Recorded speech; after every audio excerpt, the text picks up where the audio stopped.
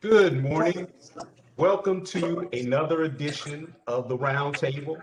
I'm your host, Pastor Will, and we're honored to have with us this session Sheriff Leon Lott from the Richland County Sheriff Department. Thank you, Sheriff Lott, for being with us and our guest on today.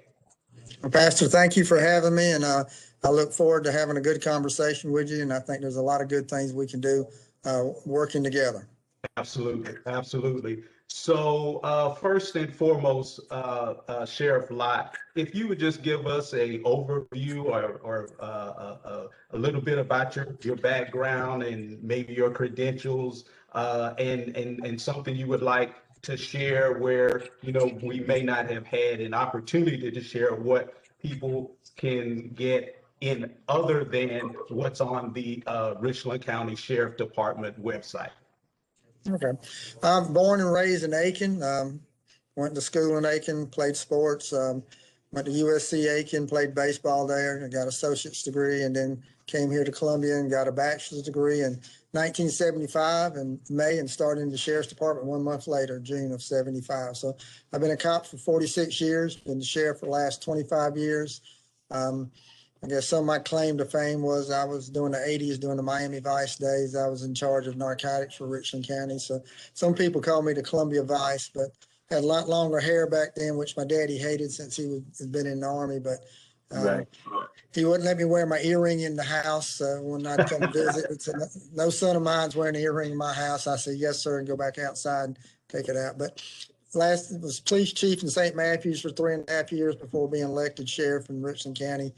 1996. So just started my 7th term. So I'm looking forward to it. I love it. Love every minute of it. People say, well, what do you enjoy the most? And to me, it's meeting people, getting to meet all kind of people, just like we're doing today. And unfortunately, it's not so much face-to-face meetings in the last year due to COVID. It's more these Zoom calls, which I don't know if I like a computer or not, but we adapted. I think that's been a positive thing, is that we've seen how we can adapt and carry on business and do what's necessary, and maybe not do it face to face, do it through this Zoom and podcast, which I'd never heard things like that before COVID started. But new world, and that's one thing what law enforcement has to do is we have to adapt. We definitely can't be doing the same thing I did in 1975 when I started. So the world's changed, and law enforcement has to change with it. It changes every single day. And so we have to be in the forefront of doing that. And that's what we've tried to do. I guess personal stuff, a lot of people don't know. I enjoy working out, go to the gym 5 days a week. Wow. My passion, I love sports. I love hunting. Love to go into the woods, spend time in the woods. My daddy taught me how to hunt, but he also told me that you don't kill anything for sport. Anything I kill, I eat. So Yes, we have lots of deer meat in my house. That's what we eat a lot of. But I've got a daughter that's 17 years old. I've watched her grow up playing sports. She just got a basketball scholarship to go play basketball, and she's Okay. she plays high school basketball, and she's also high school softball. So a lot of my time is spent on a basketball court or a softball field. And now I've got 4 grandchildren. They play sports too, so I'll spend a lot of time going and watching them. So family time to me is very important, even though I do have a very important job, and it puts a lot of time. I've always carved out that time to make sure that I have 4 daughters, that my daughters didn't lack in me spending time and loving them and being with them. So to me, that's important. Frank Powell was the sheriff that hired me, and I remember when I was in narcotics, and I thought I could lock up every drug dealer in the world. He sat me down one Friday and said, there was drugs before you got here. There's going to be drugs when you leave. You need to go home and spend time with your family. So, and I've always taken that to heart and try to impress upon our deputies that families do come first. You know, the job is very important, but your family's got to come first. Exactly. Well, thank you so much, Sheriff Lott, for sharing a bit of yourself, and we certainly appreciate that. And what it brings to the roundtable is that the people that sit across from us are real. And that's very important in our dialogue and in our understanding and getting to understand one another, is that we are still people. We're still human. We still feel. And we certainly understand that you are a man of family, and we certainly appreciate, again, your time with us today. So again, we just want to ask a couple of questions for our time today. To your early point, hopefully we can certainly establish a great dialogue with the community and have a better understanding from a community standpoint of what it means to operate the sheriff's department, and from the sheriff's department perspective, what does it mean to be in the Richland County community? So the first thing we want to ask you is, how can the community support the sheriff's department? And I'm gonna go back to what you just said. This is the Richland County community, and we're one part of that Richland County community. Our churches, our schools, our families, they all make up our community. So we all have to work together. So how people can help us is by getting involved and caring. I think those who are listening to this podcast and going to see it is you're doing it because you care. If you didn't care about this community, you wouldn't take your time to do the podcast and people to watch it. So that shows that you're already committed.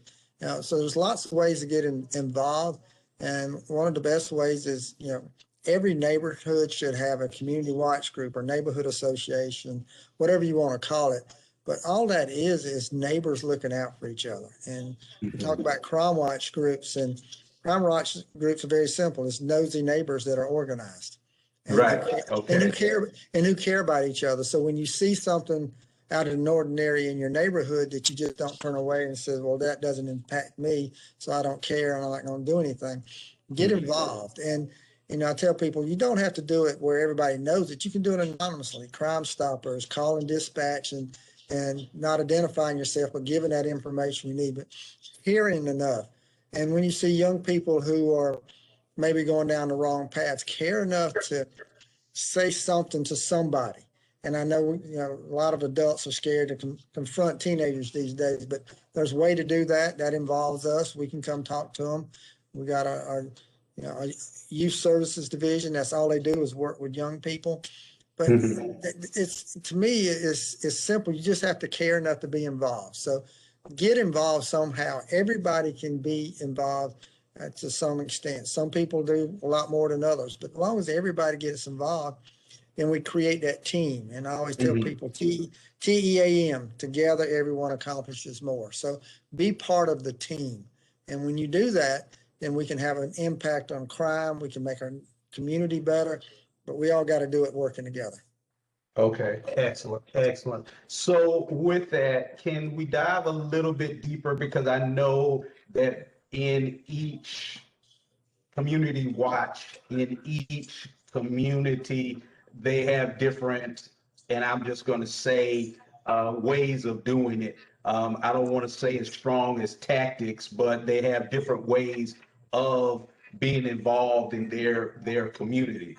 And so you mentioned youth services department as a way to engage your department and how they can embrace the community, come in and talk with either the homeowners association or the community group per se, but they can also talk to the young people if they're of a mind and a mind to listen, if you will, right?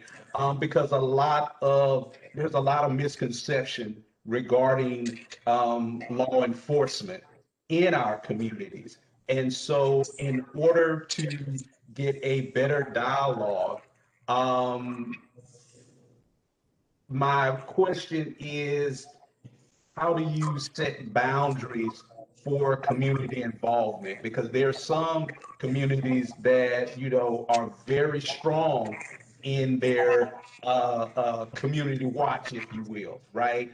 And so can you give some guidance as to what you would recommend a community group do and what you would recommend that they not do as far as interaction within the community, right? I guess I'm trying to say, you have groups that go a little bit beyond just watching and engaging in their neighborhoods, right? And I just want us to get an understanding of what too much would look like from the standpoint of Right. interacting with people.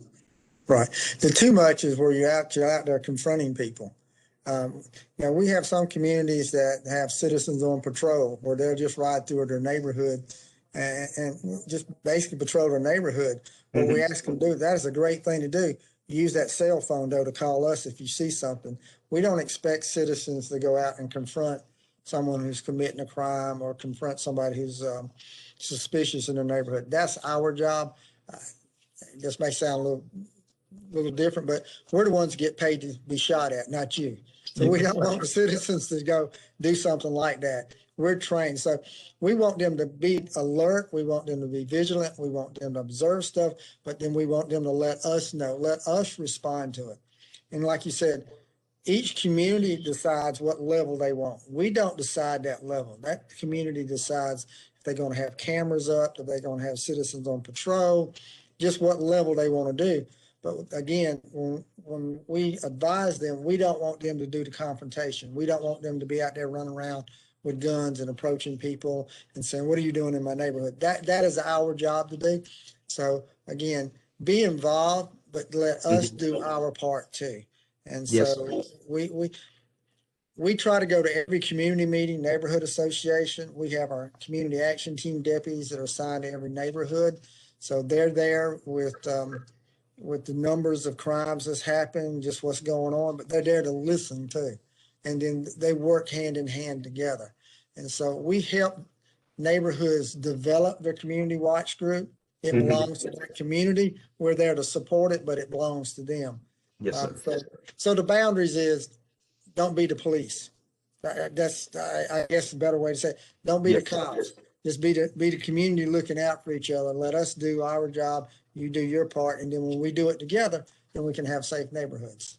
Absolutely, absolutely. That's what I was trying to get to from a dialogue perspective, because in talking with a lot of communities, they do, to our point, cross the line, right? And that creates a boundary from the community standpoint that can create a us versus them perception, right? And that's what we're trying to at the roundtable. We're trying to diffuse a us versus them with everything that happened last summer from a national standpoint. It sends a message to our communities that we need to do more talking and more understanding of what it means to be a law enforcement officer, right? What it means to be another human being in the community, because to your point, we're all in this together. And so in our conversations, a lot of what we talk about when it comes to law enforcement is the bottom line is at the end of the day, everybody wants to go home. That's why it was so good to hear you articulate your love for family, because you have a family and you want to go home to your family. And I'm sure all your officers want to go home to their families. And so with that being said, and with that mindset of everyone wanting at the end of the day to go home, what can we do um, as law enforcement, what can the Richland County Sheriff Department commit to doing to support the community, and what are some of the things that the Sheriff Department will commit to do for 2021 that will address the dialogue, if you will. Well, get to know each other. But here's a start right here. You know, without what happened last year, me and you wouldn't probably be on this podcast. But Yes, you sir. reached out to me, and here we are now. So that's what we have to do, is continue in doing that. And it's just not me doing it, it's everybody in the sheriff's department. So our commitment is to build relationships with everybody that makes up our Richland County. Richland County is probably one of the most diverse communities anywhere at all. You name it, we have it here. And we don't expect communities to come to us. Our job is to go out and initiate building that relationship and getting to know each other. So our commitment is to continue to have our deputies go out in the communities, regardless of what the community is, and build a relationship. One way that's very important is doing that is having a sheriff's department that reflects the community. And we have to have deputies who look like our community, and we do that. You know, it's not just black and white either. You have Hispanics, you have Asians, we have Muslims, you know, so we have all those communities here. And so we have deputies that look like those communities. And so they're able to go out and help build that relationship. And not only in our communities, but we do it in our schools. We have school resource officers. I have a school resource officer in every school in Richland County, and they're building relationships with our young people. When you have a school resource officer, when you go to kindergarten and you have one all the way through, you graduate high school, you build that positive relationship with that school resource officer. And I tell our school resource officers, that child is probably not going to remember who the fourth grade English teacher was, but they're going to always remember who their school resource officer was. And you have a big impact on their life, so make it a positive impact. So building relationships, that's our commitment, is to building relationships and understanding the diversity that we have in our community, and understand that we have to reach out to people and get to know each other. And again, you know, face to face is great, but you know, this is the way too, since COVID is probably, you know, slowing down. We're going to be opening back up, so that's going to give us even more opportunities now to go out and face to face. Yes, sir. Yes, sir. Excellent, excellent, excellent. So, in closing, Sheriff Lott, again, we certainly appreciate your time. We appreciate you being available to our continued relationship. I am certainly going to be reaching out to other law enforcement departments around the country. I see Richland County as a microcosm of what can be scaled, what can be replicated. I will certainly go on the record to say that our Richland County Sheriff Department will certainly, no department is going to be perfect, but we have a good platform for scalability. For, I'm just going to be selfish to say, any sheriff department within the country, because there is a good dialogue, there is a good relationship. Just to your point, just by being here, just by you taking the time to speak with us in this format. As a pastor, I've certainly had to adapt.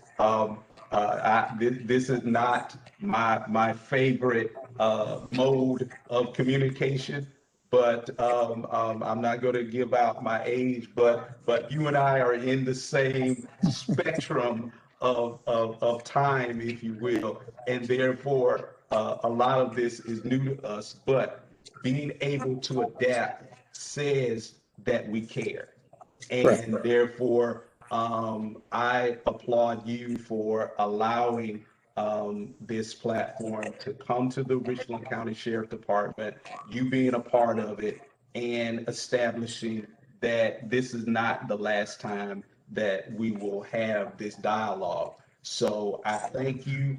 I Thank will you. certainly be reaching out to other members of the community, other members of the legislature. And to your point, we need to work together because we're all a part of the community. So if there's nothing else, we will end on today, but we certainly look forward to meeting in the future with other people in the community. And we thank you so much, Sheriff Lott, for your time. And you continue to have a great day.